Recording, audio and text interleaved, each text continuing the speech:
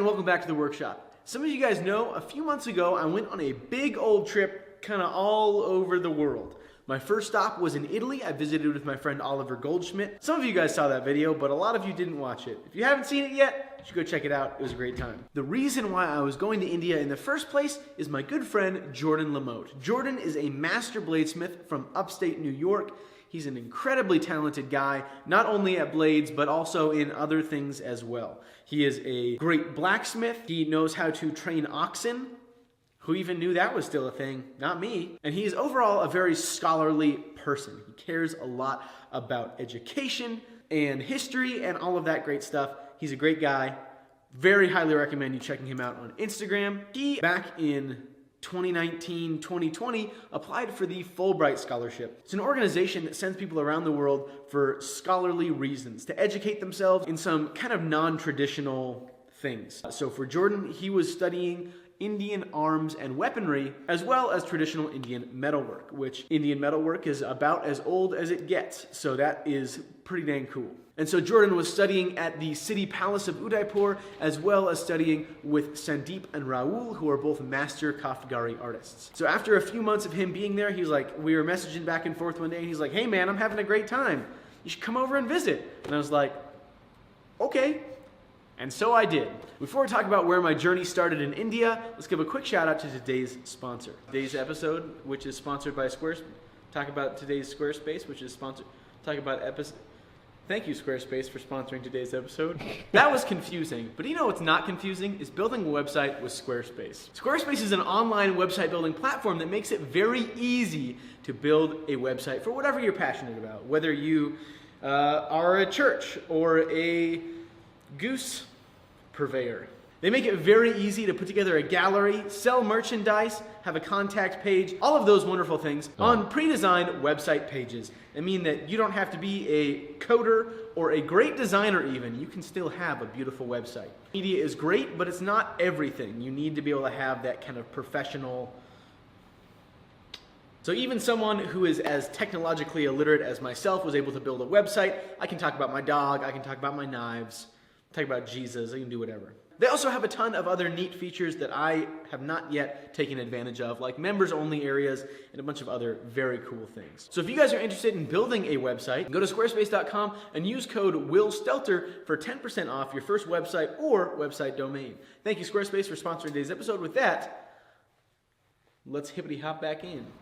So after a few days in Europe, first in Switzerland, and then Italy, and then a train back up to Switzerland, and then from Switzerland to Munich, and from Munich, I landed in Delhi. Now, I had a few hour layover at the Delhi airport, and this was my first experience anywhere on the Asian continent. So we go ahead, hop on a bus, out to the plane, get on the plane, I fall asleep, I wake up, the plane's landing, I thought something had gone wrong and the plane had turned around because I didn't think I had been asleep for that long. But then we get there and it was actually the city of Jaipur. They call it the Pink City. And so Rahul and Jordan pull up in the car, we get in, and just about as soon as we got out of the airport, I was kind of in culture shock. Things are very different in India. For one thing, they drive on the wrong side of the road. For another thing, there's animals just everywhere. I very quickly figured out that the rules of the road are not the same. I was amazed that I didn't see any bad accidents happen, despite the fact that people on scooters were whipping around in between cars and people are driving aggressively and cutting each other off, and no one's getting mad about it. It's just kind of how it is. We stopped and picked up some breakfast, and this was my first experience with actual Indian food. We also had some sweets that morning. That's what they call, believe it or not, sweet things. So after our quick breakfast, we headed over to the hotel, got settled in, and from there, we were on to our first stop of the trip, which was the Jaipur City Palace Museum. Unfortunately, a lot of these palaces, we weren't really supposed to take photos of the exhibits themselves. Outside in kind of the courtyards and whatnot, that's just fine, but the actual attractions, they didn't want people taking photos of, which I understand. So after we were done at the city palace, we kind of headed outside the city and headed up to a fort, kind of a long, winding road to go up there. It was very, very cool. This was an old kind of palace fort that sat up above the city, and you could see all of Jaipur as well as kind of the surrounding lakes and mountains. absolutely stunning. On top of the roof of the building was a large colony of monkeys that were super duper cute. There was babies. There was the other kind, not babies. What are they called? Adults? Okay. After that, we headed over to another large fort kind of on top of the same hill and saw what was at one point, and it maybe still is, the largest black powder cannon in the world. After that, we were all pretty wiped out, and we headed back to the hotel to crash for the night. The next morning, we got up and we headed over to another palace fort. We were actually able to ride elephants up to the top of the fort. They had this very long, zigzagging pathway, and it was cool to get to experience riding on an elephant. Our elephant was named Soba, absolutely delightful little creature, and by little, I mean huge.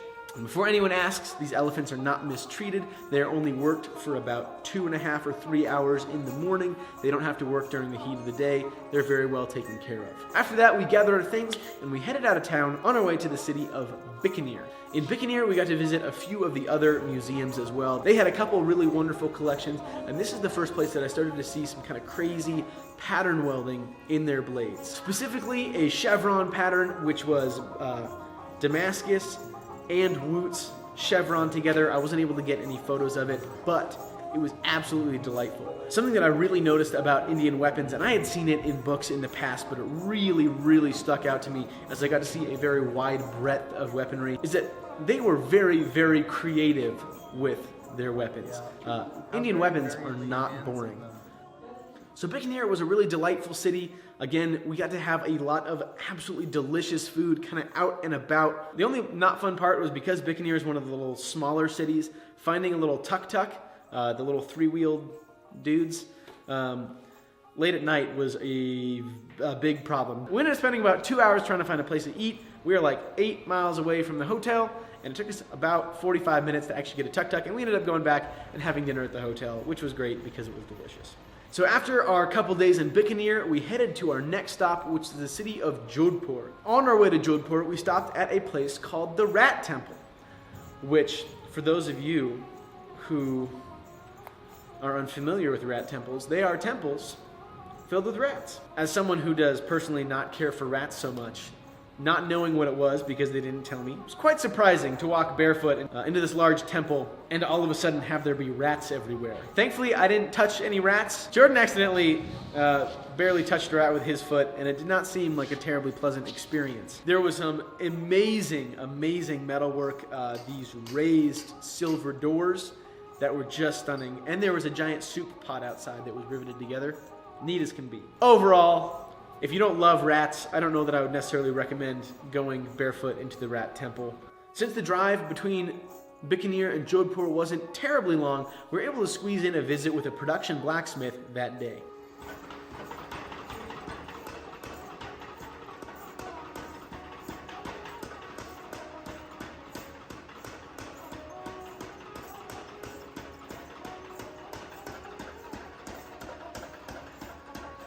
It was very interesting to see this production blacksmith's forging setup with a power hammer that kind of sits on the ground. The guy who's running the hammer is sitting down in the pit using a small anthracite coal forge. Anthracite is not the coal that we generally use for forging in the West. We kind of prefer bituminous. It's a little bit larger and it is a little bit easier to keep it going. Anthracite usually likes to go out a little bit faster, but they run a constant stream of air through it, so it's actually not that big of a deal. After that, we got to go check out their grinding shop, which is a line shaft setup, very similar to what was very common in America and in the West about 100 years ago, except they had all of their stuff mounted on the ceiling, and these guys had it mounted on the ground, which, so long as you're careful, not a big deal. If you're not careful, you might die. After our visit, we headed over to the hotel to kind of settle in and have dinner. We had an absolutely delightful dinner out under the stars with a very talented musician playing whose music you have been hearing throughout this video. The next morning, Jordan and I got to have a lovely swim. They had an excellent pool surrounded by these very green, kind of imposing trees. It was just delightful. And after that, we headed out to go see what might have been the coolest fort that we went to the whole time. It's called Mehrangarh Fort.